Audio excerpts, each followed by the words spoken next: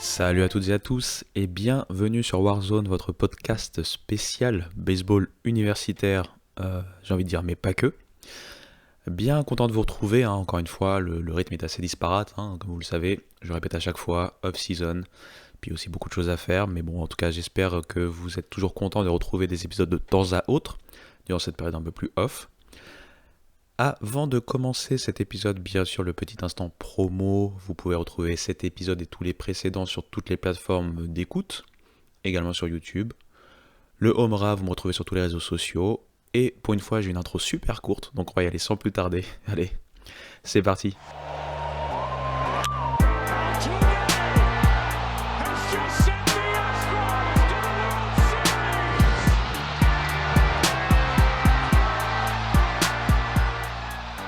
Alors, avant de commencer, tout d'abord, j'ai envie de remercier, vous remercier tous, remercier les personnes qui interagissent avec moi. Je vais peut-être pas dire au quotidien parce que je ne suis pas très présent sur les réseaux sociaux, mais voilà, quand je suis présent, et surtout qui me donnent en fait des sujets un peu comme ce que je demandais, si vous avez des idées de sujets ou autres. Là, j'ai eu un sujet très intéressant venu on va dire, France Rockies, pour donner juste son pseudo, avec pourquoi pas parler un peu plus, de baseball japonais, de baseball coréen. Donc c'est quelque chose que j'ai envie de mettre en place peut-être sur cette fin d'année, faire un ou deux épisodes là-dessus, peut-être aussi en corrélation avec l'aspect jeunesse. Par exemple, il y a le Koshien côté Japon, mais il y a aussi un grand engouement au niveau du baseball lycéen au niveau coréen, sud-coréen, donc pourquoi pas essayer de travailler sur cet axe-là. Je vais pas mentir, c'est un sujet qui m'a vraiment, entre guillemets, émoustillé. Maintenant, il y a forcément un peu de travail à faire derrière, et en ce moment, je suis assez bloqué, mais pourquoi pas d'ici la fin de l'année mettre ça en place pour finir en toute beauté cette saison 2024. Aujourd'hui, j'ai envie de vous faire une sorte de récap. Quand j'ai un récap, c'est pas quelque chose que vous avez vu de mon côté, mais c'est plutôt un récap dans le sens un récap de carrière. Euh, Peut-être vous avez suivi, notamment pendant l'été, j'avais fini de sortir des shorts qui reprenaient en fait cette idée de vous présenter succinctement les meilleurs joueurs de l'histoire du collège baseball. Dans ce même ordre d'idée, en fait, ce podcast-là, cet épisode-là, et peut-être que je vais le décliner après en short par personne, vous allez vite comprendre, j'ai envie de revenir sur les coachs les plus victorieux et les plus légendaires, entre guillemets, du collège baseball. Puisqu'on peut on peut faire partie des plus victorieux, mais peut-être être un peu moins légendaires que certains qui ont peut-être eu moins de temps à montrer des choses, mais qui ont été beaucoup plus impactants. En fait, c'est un peu arbitraire. Je vais prendre des coachs de renom, et je vais vous expliquer un peu pourquoi ce sont des coachs de renom, et peut-être qu'ensuite je ferai un découpage en short sur YouTube qui va être beaucoup plus succinct. Donc voilà un peu l'idée. Euh, Ça va être du coup un podcast assez court, je ne vais pas non plus prendre des années pour vous présenter ces coachs-là, mais c'est vraiment pour vous donner aussi voilà, un peu plus de name dropping, un peu plus de noms en fait, que vous puissiez voir en fait de manière un peu plus concrète, ou entendre de manière un peu plus concrète quels ont été les architectes des grandes dynasties ou des grosses facs universitaires dans l'histoire du collège baseball. Je vais le faire en fait à la manière d'un top 10, donc je vais commencer à partir de la 10e place et on va remonter jusqu'à la première place.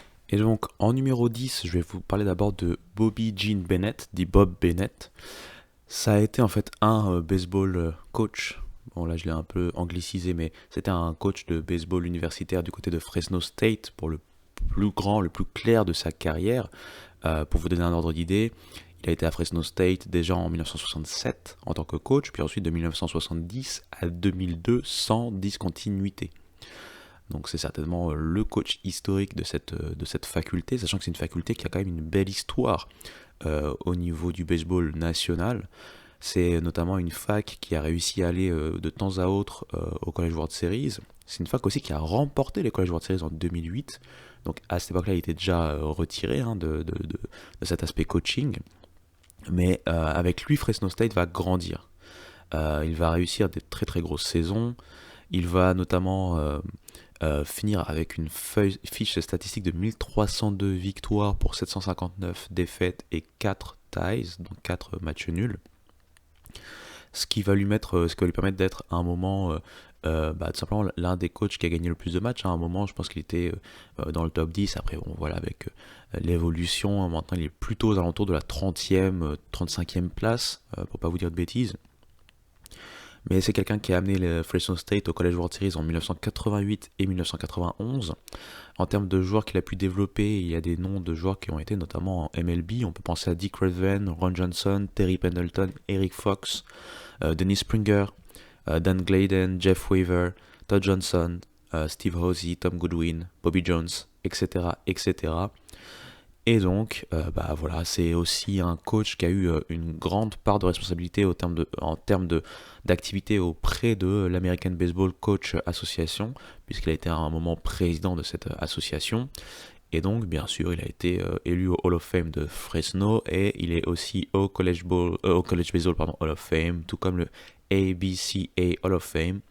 Donc, pour toutes ces raisons, ce coach, Bob Bennett, est dans mon top 10. En 9e position, ce coach va aussi être le représentant de ce que l'on appelle le college baseball au sens large, puisque c'est vrai que moi je vous parle principalement de la NCAA D1 Baseball Competition, si on veut angliciser un peu le tout.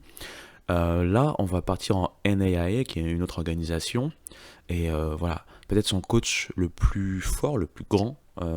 Je vais vous parler en fait maintenant de Gordy Gillespie. Gordy Gillespie, en fait, c'est une légende aux États-Unis en termes de coaching. Il a été coach de baseball pendant 58 ans, donc dans des universités que l'on ne retrouve pas, par contre, en NCAA. Il y a Lewis University, Ripon College et University of St. Francis. Il est dans le top 3 actuellement, je pense, des coachs ayant gagné le plus de matchs en termes de college baseball. Il en a gagné 1893. Il a un très beau pourcentage parce qu'il n'a perdu que 952 matchs, et puis deux matchs nuls.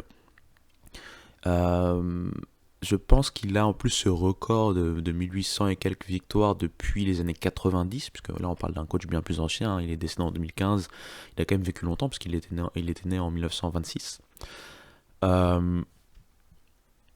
Faut le savoir, ça a été vraiment entre guillemets l'apanage même du coach universitaire, dont on n'entend pas forcément parler quand on ne suit que ce qui se fait de mieux en fait en termes de coaching, quand on pense en fait justement à la NCAA. Étant dans une autre organisation, étant aussi dans des divisions pas forcément Division 1, on en a beaucoup moins parlé de lui. Comme je l'ai dit, du côté de Lewis, il était en NAIA. Il a gagné notamment les World Series là-bas en 74, en 75, en 76. Il a réitéré pareil exploit dans les années 90, si je dis pas de bêtises.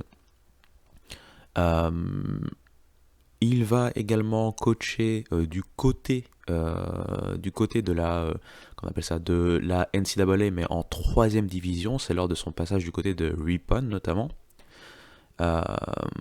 Avec les Red Hawks de Ripon, il va réussir 239 victoires pour 130 défaites.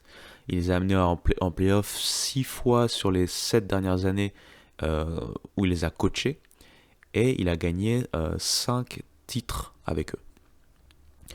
Du côté de Saint-Francis, là, on repart du côté plutôt de la NAIA pour le coup. Et il va également remporter donc un World Series avec eux, donc c'était en 93 justement.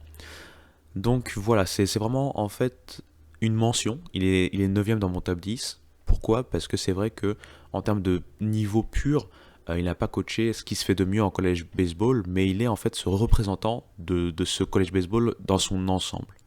Donc voilou pour notre position numéro 9. En numéro 8 et ensuite en numéro 7, on va parler de 2 coachs qui sont toujours en activité. En numéro 8, j'ai envie de vous parler de Dave Van Horn. Coach Van Horn, il est très connu bien sûr dans le baseball actuel, surtout en SEC. Je le rappelle, c'est le coach d'Arkansas. Avec Arkansas, il a quand même une fiche de 883 victoires pour 457 défaites. Avant ça, il a coaché dans d'autres universités. Et ce qu'il a montré, c'est cette habilité à pouvoir toujours créer un modèle pérenne dans les facs dans lesquelles il est passé, pour pouvoir à chaque fois finir avec des bilans plutôt positifs. Il va pas forcément avoir par exemple de belles accolades dans le sens où, notamment en NCAA, première division, il n'est pas, en tout cas il n'a pas été champion jusqu'à présent, mais il a quand même réussi à avoir 9 apparences, ou 9 apparitions, ou en tout cas 9 participations au College World Series. Il a été finaliste de ces College World Series en 2018 face au Oregon State de Adley Rutschman, par exemple. Il a été plusieurs fois SEC Coach of the Year, notamment la dernière fois en 2023. Il a été aussi, selon les différents journaux, parce qu'il y a Baseball America, il y a un Baseball, je l'ai déjà répété plusieurs fois, mais il y a différents organigrammes ou organismes qui proposent des awards similaires. Mais en tout cas, du côté de Baseball America, il avait été National Coach of the Year en 2001. Il a été Big 12 Coach of the Year quand il était en Big 12, également en 2001.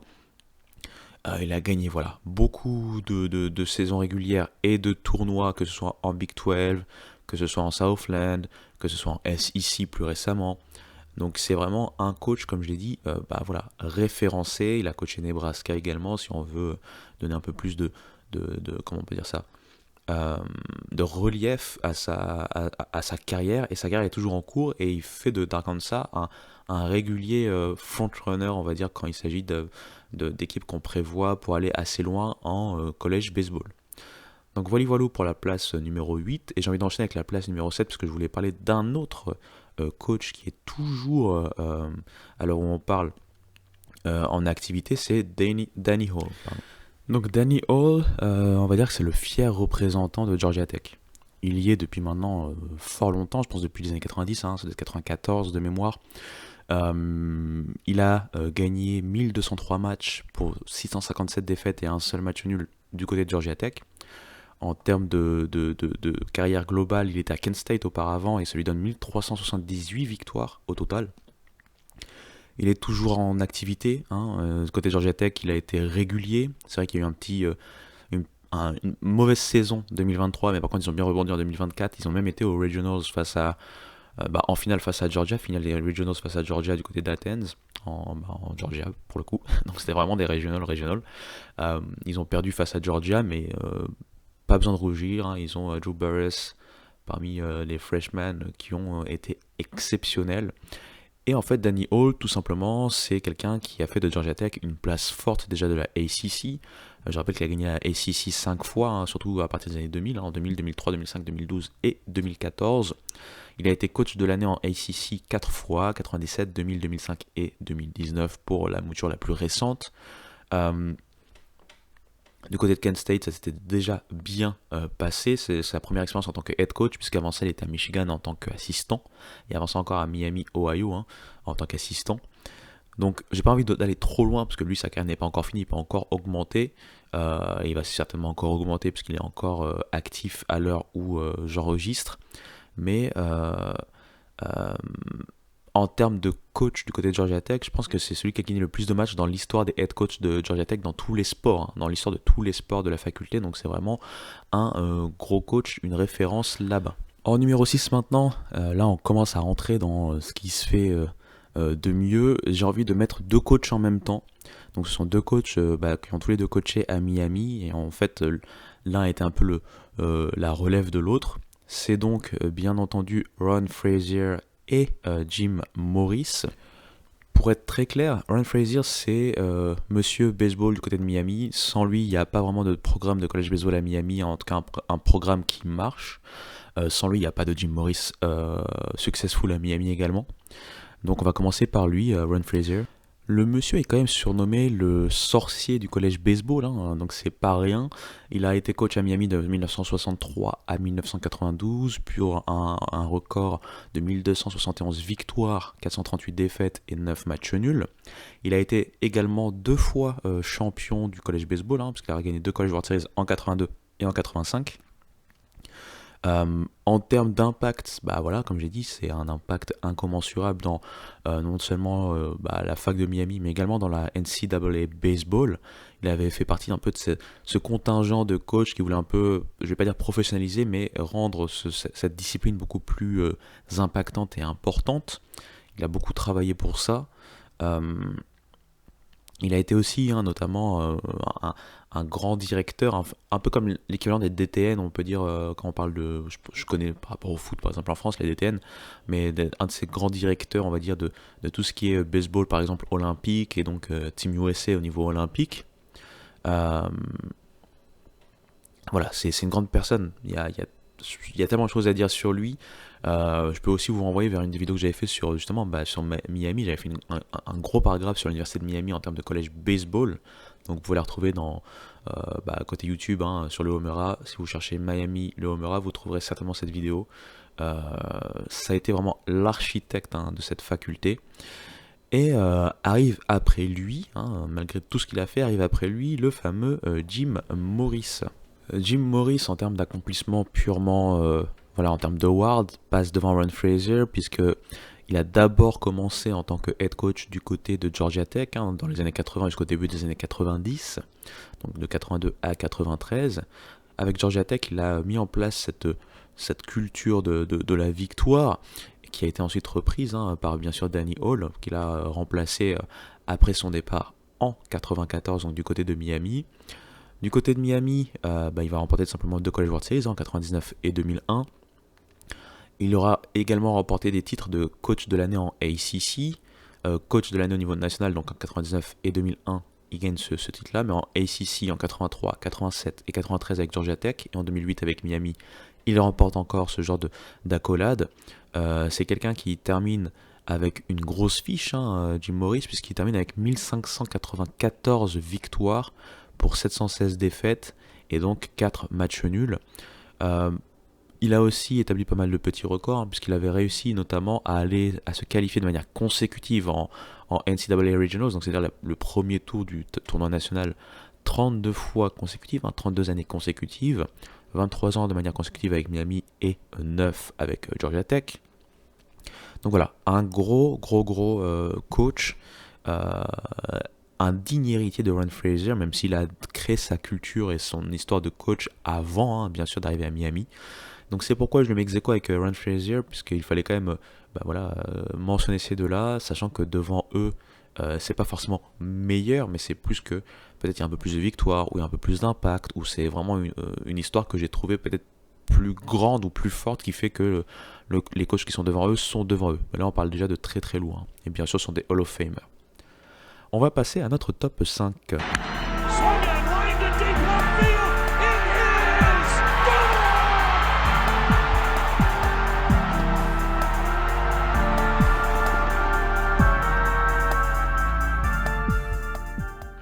Alors, dans le top 5, donc en 5e position, j'ai le fameux Cliff Gustafson. Cliff Gustafson, c'est un peu cette image de Texas, l'université d'Austin, tout simplement.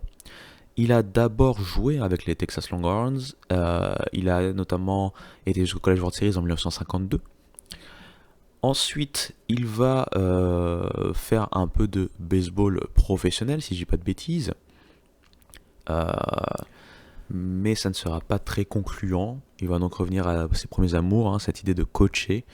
Il va commencer avec South San Antonio High School, donc toujours dans le Texas. Il va être très successful, je trouve plus le mot, plein de succès on va dire, désolé, plein de succès là-bas. Et ensuite il va arriver donc du côté de l'université, tout simplement il va arriver à Texas en tant que head coach en 1968 et il va y rester jusqu'à 1996. Avec Texas, il va faire des choses incroyables et surtout il va avoir un impact sur des joueurs incroyables. Donc il va tout d'abord remporter 2 College World Series, en 75 et en 83. Il va remporter une vingtaine de fois le titre de leur conférence à l'époque. Je pense qu'il était en Southwest Conference à l'époque, au tout début. Il va remporter 22 fois, donc entre 68 et 76 sans discontinuité. Entre 79 et 88 sans discontinuité, en 91, 92 et 96. Pareil, il va remporter le tournoi de SWC, donc de Southwest Conference, 11 fois. Il va être coach de l'année en 82. Il va être coach de l'année en 83. Il va être bien sûr un Hall of Famer, que ce soit Hall of Famer dans le ABCA, donc l'association des coachs, Texas Hall of Famer, College Baseball Hall of Famer. Il aura un impact sur des joueurs, comme je le disais. Si je vous dis Roger Clemens, je pense que ça vous dit quelque chose, par exemple. Et c'est vraiment pour vous donner un seul exemple sur beaucoup de joueurs. Il y a du Greg Swindell, bien sûr, Jim Hacker, Billy Bates, Mike Brumley, Dennis Cook, etc. J'ai pas envie de vous donner, parce que la liste elle est interminable pour le coup avec lui. Voilà, un très gros coach, l'identité même de Texas. Et ce qui est marrant pour lui, ce qui est presque un peu paradoxal, c'est qu'à chaque fois, via ses joutes face à d'autres coachs réputés, hein, je pense notamment au coach dont on va parler après, et puis aux coachs comme Ron Fraser, on a l'impression qu'il n'avait pas exactement la lumière sur lui, malgré tout ce qu'il a accompli. Et notamment un des coachs qui va le remplacer à Texas, dont on va parler plus tard, qui va devenir un peu cette image de Texas. Pourquoi? Parce que c'est un coach de renom de manière nationale. Mais bref, Cliff Gustafson est mon numéro 5 et on passe au numéro 4. En numéro 4, on ne pouvait pas passer à côté de la légende de Wichita State, le coach Gene Stephenson. Alors, Gene Stephenson, il arrive à Wichita State en 1978. Je ne sais pas si vous vous rappelez, il y a quelques temps, j'ai fait donc un short et après un podcast sur les meilleurs joueurs de l'histoire du baseball universitaire. Il y a eu un dénommé Joe Carter. Joe Carter, Blue Jays, mais également Joe Carter, Wichita State, qui a été une machine là-bas. Mais en fait, ces deux hommes vont être à l'origine du sauvetage, clairement, de ce programme, puisque quand il arrive dans un programme qui est mort, en fait, mort cliniquement depuis plusieurs années. Il va les redresser complètement, et à partir de l'année suivante, on va le dire, il va devenir un coach victorieux avec eux. Alors, en MVC, donc en Missouri Valley Conference, là où ils ont été, Wichita State a remporté 18 titres de tournois, et ils ont remporté la saison régulière 20 fois. Également, dans l'idée que ça reste une mid-major, je rappelle que Wichita State est une de ces rares mid-majors dans l'histoire du college baseball à avoir remporté les College World Series, avoir remporté un titre, c'était en 1989. En termes de bilan, il est quand même à 1837 victoires pour 675 défaites et 3 matchs nuls. C'est clairement quelque chose d'assez fou. Et en plus de ça, on voit vraiment que c'est Monsieur Wichita State, puisque en dehors de quelques expériences avant d'arriver à Wichita State en tant qu'assistant, il était du côté d'Oklahoma et du côté de Missouri. Il n'aura fait en fait que Wichita State. Bien sûr, College Baseball Hall of Fame, il a été introduit en 2014. Donc Gene Stephenson, c'est un gros nom du college baseball. Il aurait même pu terminer plus haut s'il n'y avait pas cet aspect. Il a été l'architecte, le papa, tout ce que vous voulez de Wichita State, pour en faire une fac victorieuse et un programme dominant lors des années, on va dire 80, 90, 2000. Donc voilou. En numéro 3, donc sur mon podium, je suis obligé de parler du coach le plus victorieux, tout simplement de l'histoire du college baseball. Mike Martin, j'en ai parlé récemment parce qu'il est décédé très récemment, juste avant la saison 2024. C'est un monsieur qui a fait de Florida State une machine de guerre en termes de baseball universitaire, mais qui paradoxalement n'aura donc jamais remporté de titre universitaire, ce qui est quand même assez fou quand on y pense. Je vous le dis, il a remporté 2029 matchs, donc c'est le mec au-dessus des 2000 victoires, il n'y en a pas un autre dans mon classement, pour 736 défaites et 4 matchs nuls, avec Florida State notamment. Il aura réussi des dingueries en termes de conférences. Il va remporter la ACC de manière saison régulière 9 fois, en termes de tournoi 8 fois, saison régulière de la métro, puisqu'avant il était en métro 4 fois, tournoi 11 fois. Il va être coach de l'année plusieurs fois, tout simplement, que ce soit en ACC, que ce soit en métro conférence, il y a 13 fois en cumulé, puis après il va être 2 fois coach de l'année au niveau national. C'est quelqu'un qui aura eu notamment à ses ordres des joueurs comme Deion Sanders, J.D. Drew, Stephen Drew, Buster Posey bien évidemment. Donc des joueurs qui ont été notamment des Golden Spikes ou des Dick Hauser, tout simplement. Il n'y a rien d'autre à dire si ce n'est que c'est une machine. Le seul regret bien sûr c'est qu'il n'ait pas remporté de titre, et c'est pourquoi je le mets qu'en 3ème position, puisque devant lui il y a d'autres coachs légendaires. Il n'y a rien à dire, ce sont des coachs légendaires, tout comme lui, mais qui en plus ont cette accolade de j'ai remporté plusieurs titres. Donc voilou, Mike Martin, le regretté Mike Martin, en 3ème position. En 2ème position maintenant, j'ai longtemps hésité entre les deux, mais en fait là en 2ème position j'ai décidé de mettre Augie Garrido. Donc je vous renvoie bien sûr à ma vidéo sur Cal State Fullerton, College Baseball Legend Cal State Fullerton.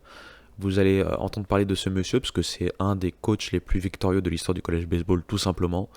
Il a été notamment coach de Cal Poly, de Cal State Fullerton, de Illinois et de Texas. Avec toutes ces équipes-là, il va notamment remporter des College World Series, hein, que ce soit principalement avec Cal State Fullerton, hein, en 79, 84, en 95 et c'est tout, je pense, pour Cal State Fullerton, pardon. Par contre, en 2002 et en 2005, il va remporter 2 titres avec Texas, et donc c'est le fameux monsieur dont j'ai parlé quand je parlais de Cliff Gustafson. Pour moi, Cliff Gustafson, c'est l'identité même de Texas en termes de college baseball. Mais il y a ce côté un peu, il est un peu mésestimé, puisqu'après lui est arrivé Augie Garrido, qui avait déjà cette forte aura d'avoir fait de Cal State Fullerton une simple mid-major, un des programmes les plus victorieux tout simplement du college baseball dans son histoire. Et il arrive à Texas et il arrive à encore avoir du succès. Donc voilà pourquoi Augie Garrido a cette aura autour de lui.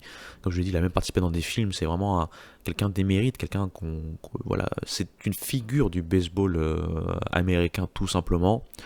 Il remporte donc au total 5 College World Series entre Cal State Fullerton et Texas. Il remporte plein de titres de conférences dans toutes les conférences dans lesquelles il est passé.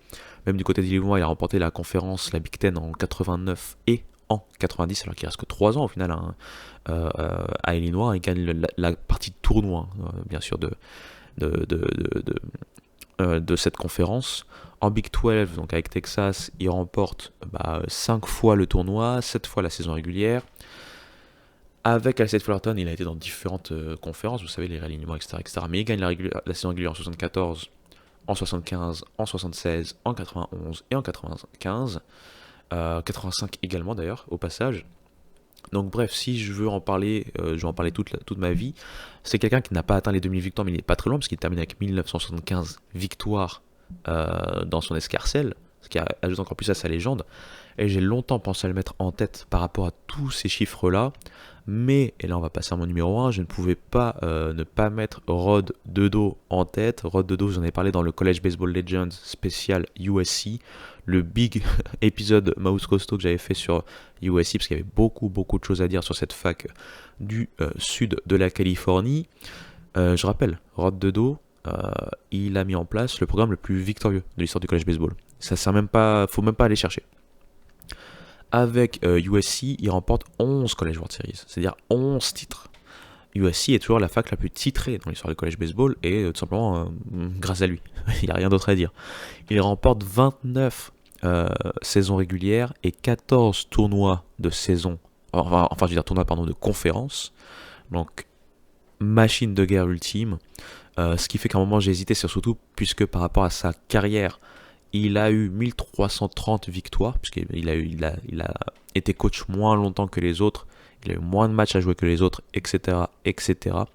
Mais il a quand même eu 1332 victoires, 571 défaites et 11 matchs nuls. Il a été élu 6 fois coach de l'année, il est au Hall of Fame du College Baseball, au Hall of Fame de la ABCA bien entendu. Il a été élu par le College Baseball Newspaper Coach of the Century, donc le coach des années 1900, on va dire, tout simplement. Voilà, j'ai rien d'autre à dire, hein. Il a joué brièvement en MLB, parce qu'il a joué pour les Dodgers en septembre 1935. Il a joué, je pense, 1 ou 2 matchs, quelque chose comme ça. Il a quand même réussi à produire un RBI sur ses 1 ou 2 matchs, donc bravo à lui. Mais clairement, c'est aussi un instigateur de cette idée de mettre en place une équipe olympique dans les années 60. Il a été donc coach de Team USA au niveau du baseball en 1964. Également en 1984 du côté de LA. Donc c'est quelqu'un qui a respiré baseball, qui a été vraiment à l'origine même de cet aspect college baseball tel qu'on le connaît aujourd'hui. Donc je ne pouvais pas ne pas le mettre numéro 1, malgré, même si, comme je l'ai dit auparavant, il y a ce, entre guillemets, ce souci du nombre de victoires, parce qu'entre lui, par exemple, et Augie Garrido, il y a quand même 600 victoires de différence. Entre lui et Mike Martin, il y a plus de 700, etc. Mais ce n'est pas ça qui compte pour le coup. Là, ce qui compte, c'est vraiment la légende qu'est ce monsieur Rod Dedeaux. Je rappelle, avec USC, il a fait de USC le programme le plus victorieux de l'histoire du college baseball. Et tout ça en le faisant entre les années 40, fin des années 40 et fin des années 70, quelque chose comme ça. Donc voilou. Dites-moi ce que vous en pensez. Est-ce que ça vous a intéressé d'en apprendre un peu plus sur les coachs, tout simplement les plus, on va dire les plus victorieux ou les plus légendaires un peu du college baseball. C'est une liste, comme j'ai fait un top 10, qui n'est pas exhaustive. Il aurait pu avoir des mentions honorables. j'en ai pas mise, mais il y aura l'occasion, pourquoi pas, de parler d'autres coachs qui sont dans ce classement, certains coachs qui ont gagné plus de victoires que d'autres que je n'ai pas mis dans ce classement. Laissez-moi savoir également voilà, ce que vous pensez de ce type d'épisode en général. Est-ce que ça vous fait du bien? Ça fait une petite coupure, c'est pas un épisode très très long.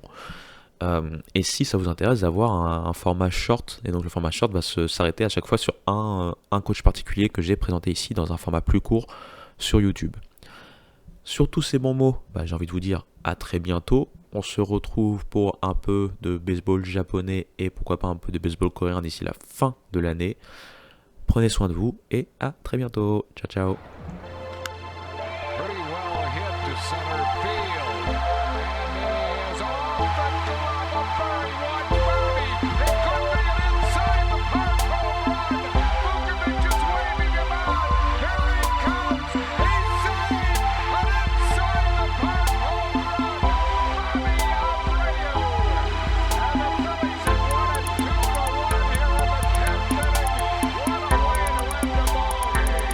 The 2-2.